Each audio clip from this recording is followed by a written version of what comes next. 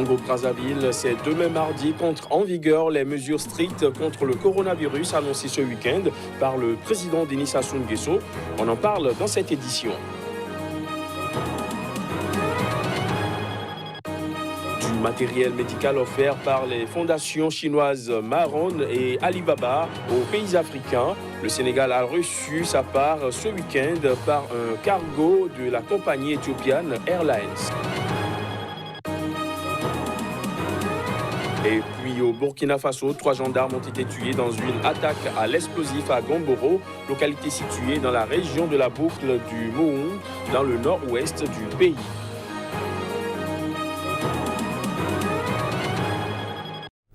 Voilà pour les titres. Bonsoir à tous. Au Congo-Brazzaville, c'est demain mardi qu'entrent en vigueur les mesures strictes contre le coronavirus annoncées ce week-end par le président Denis Sassou Nguesso. Le chef de l'État avait annoncé le confinement des habitants de son pays, un couvre-feu nocturne et l'instauration d'un état d'urgence sanitaire face au risque de propagation du Covid-19. Voici les détails. Confinement de la population, couvre-feu nocturne et instauration d'un état d'urgence sanitaire. Il s'agit là des mesures annoncées ce week-end par le président congolais Denis Sassou Nguesso et qui doivent entrer en vigueur ce mardi pour faire face au risque de propagation du coronavirus. Ces mesures sont valables pour une période de 30 jours. Au Congo-Brazzaville, le confinement concerne l'ensemble de la population à l'exception de ceux qui travaillent à la fourniture des biens et services indispensables. Le chef de l'État n'a pas précisé si les activités pétrolières dans la capitale économique Pointe-Noire entraient ou non dans cette catégorie. Le couvre-feu est prévu de 20h à 5h. Le président a aussi annoncé la mobilisation sans faille des forces de défense et de sécurité pour faire respecter ces décisions. Plusieurs pays africains ont déjà annoncé le confinement de leur population, dont l'Afrique du Sud et le Rwanda. Le Congo-Brazzaville a officiellement déclaré 19 cas de coronavirus. Dans la République démocratique du Congo voisine, le bilan officiel est passé samedi de 58 à 65 cas, dont 6 décès. Tous les cas déclarés se trouvent dans la capitale Kinshasa, sauf un seul retrouvé dans le centre du pays, dans la province de l'Ituri. Au Nigeria, le président Muhammadu Buhari a ordonné un confinement total des populations d'Abuja, la capitale fédérale, et Lagos, mégalopole tentaculaire de 20 millions d'habitants. Il a pris ces mesures alors que les cas officiels d'infection au Covid-19 frôlent la centaine. Voici les images. Le Nigeria était dans l'attente d'une allocution du président qui ne s'était pas exprimé depuis que son bras droit avait été testé positif du Covid-19 en début de semaine. Ce dimanche soir, Muhammadu Buhari est sorti de son silence en ordonnant la cessation de tout mouvement à Lagos et Abuja pour une période initiale de 14 jours. Based on the advice of the Federal Ministry of Health and the NC. Sur la base des conseils du ministère fédéral de la Santé et du NCDC, j'ordonne la cessation de tous les départements à Lagos et dans le FCT, le territoire de la capitale fédérale du Nigeria, et ce pour une période initiale de 14 jours à compter de ce lundi 30 mars 2020 à 23h. On Monday, 30th March 2020, all citizens in these areas. Tous les habitants de ces régions doivent rester chez eux. Les voyages à destination ou en provenance d'autres États doivent être reportés. Tous les commerces et bureaux situés dans ces lieux doivent être entièrement fermés pendant cette période. Le Nigeria, pays le plus peuplé d'Afrique avec près de 200 millions d'habitants, enregistrait ce dimanche soir 97 cas déclarés. Mais leur nombre pourrait rapidement exploser grâce à l'importation de nouveaux kits de tests cette semaine, a prévenu le ministre de l'Information. 20 000 tests doivent être réceptionnés. En Côte d'Ivoire, un accent particulier a été mis sur la sensibilisation contre la pandémie du coronavirus. Le roi et chef du village d'Azagui, situé à 50 km au nord d'Abidjan, a ordonné que des messages de sensibilisation soient diffusés via une quinzaine de haut-parleurs éparpillés dans le village. Une initiative qui vise à limiter la propagation du virus. Reportage. Dans le village d'Azaguiawa, à 50 km au nord d'Abidjan, La mise en garde à la population est diffusée via une quinzaine de haut-parleurs sur ordre du roi. Ainsi, le roi fait diffuser toute information qu'il juge importante aux 10 000 âmes de son village via des haut-parleurs, utilisant un procédé mis en place dans de nombreuses autres communes ivoiriennes. La communication royale vise surtout ces derniers jours à sensibiliser les habitants au danger du coronavirus.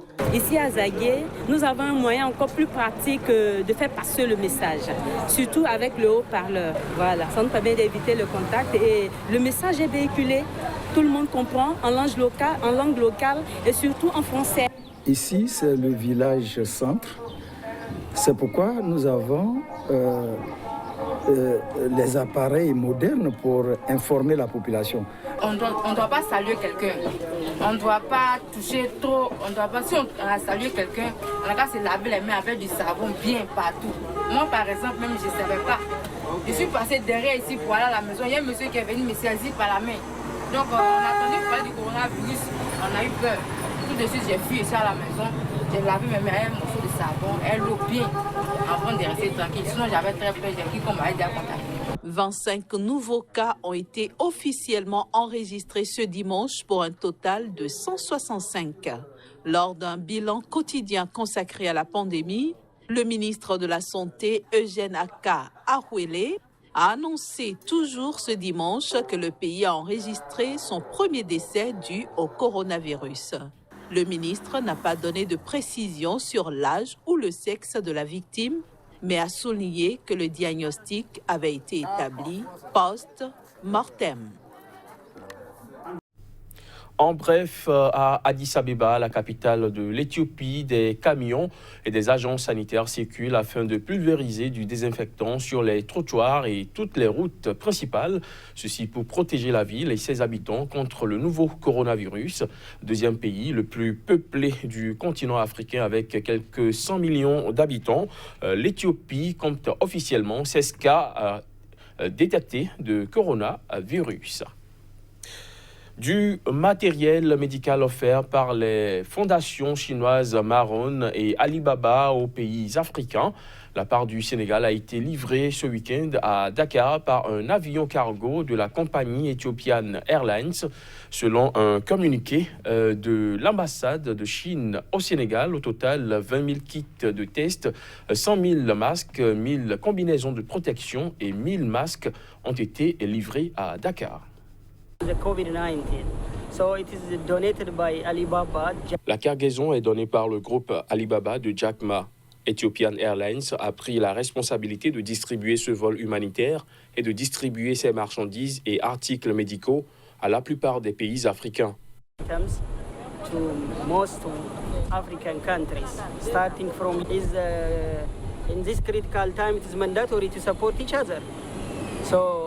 En cette période critique, il est obligatoire de se soutenir mutuellement.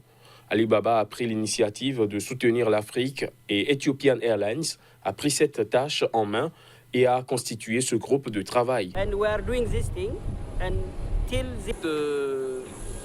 C'est un plaisir de recevoir ce don ici au niveau de l'aéroport pour montrer que l'aéroport, certes, elle est fermée, mais en fait, il y a toujours des activités. Donc, voilà la preuve qu'on a reçu des dons par un vol spécial cargo.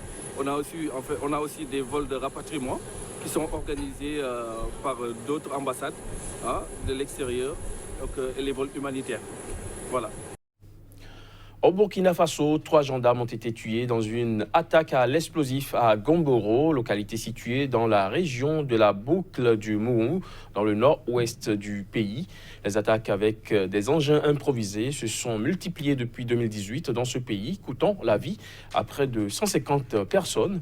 Des précisions à travers ces images. Une patrouille de gendarmerie a été la cible d'une attaque à l'engin explosif ce dimanche matin sur l'as Gomboro-Garkéré, dans la région de la boucle du Mouhoun, dans le nord-ouest du Burkina Faso. Le bilan de l'attaque est de 3 éléments tués et 3 autres blessés qui ont été évacués pour une prise en charge. 2 gendarmes étaient morts et 4 ont été blessés sur le coup. Mais plus tard, l'un des blessés a également succombé. Les attaques avec des engins improvisés se sont multipliées depuis 2018 au Burkina Faso, coûtant la vie à près de 150 personnes, selon un décompte de l'AFP. 4 militaires burkinabés avaient déjà été tués et 8 blessés en début du mois de mars dans 2 explosions de bombes artisanales au passage de leurs véhicules dans le nord. Le Burkina Faso, frontalier du Mali et du Niger, est confronté à des attaques djihadistes qui ont fait près de 800 morts et près de 800 000 déplacés depuis 2015. L'ensemble du Sahel est touché par les violences djihadistes, souvent entremêlées à des conflits intercommunautaires qui ont fait, selon l'ONU, 4 000 morts au Mali, au Niger et au Burkina Faso en 2019. Au Mali, ils sont désormais dans l'attente des résultats des votes pour les législatives de ce dimanche. Le scrutin a été marqué par une faible participation du fait de la pandémie de coronavirus et la crainte d'attaques armées. Les détails. Les électeurs maliens se sont rendus aux urnes en ordre clairsemé ce dimanche pour élire leurs députés au cours de législatives pourtant à fort enjeu. Alors que le dépouillement des votes a débuté après la fermeture des bureaux de vote en début de soirée, aucun chiffre officiel de participation n'était disponible. Mais les constatations des observateurs laissent à penser qu'elle serait faible. Beaucoup d'électeurs se sont méfiés, en particulier du coronavirus qui a contaminé une vingtaine de personnes et fait samedi sa première victime dans le pays longtemps épargné. Reportées à plusieurs reprises, ces élections doivent permettre de renouveler les 147 sièges du Parlement. Les premières tendances ne sont pas attendues avant plusieurs jours. Un second tour est prévu le 19 avril prochain. Le scrutin aura été ponctué par l'enlèvement d'un président de bureau de vote. Pour rappel, le chef de file de l'opposition, Soumaïla Cissé, a été enlevé à quelques jours de l'élection alors qu'il faisait campagne dans son fief électoral à Nianfonké, près de Tombouctou, au nord. On était toujours sans nouvelles de lui ce dimanche soir. Le président Ibrahim Boubacar Keïta a promis de ne ménager aucun effort pour obtenir sa libération. Il a également salué la maturité du parti de Soumaïla Cissé qui avait appelé à une participation massive. Fin de ce JT, merci de l'avoir suivi.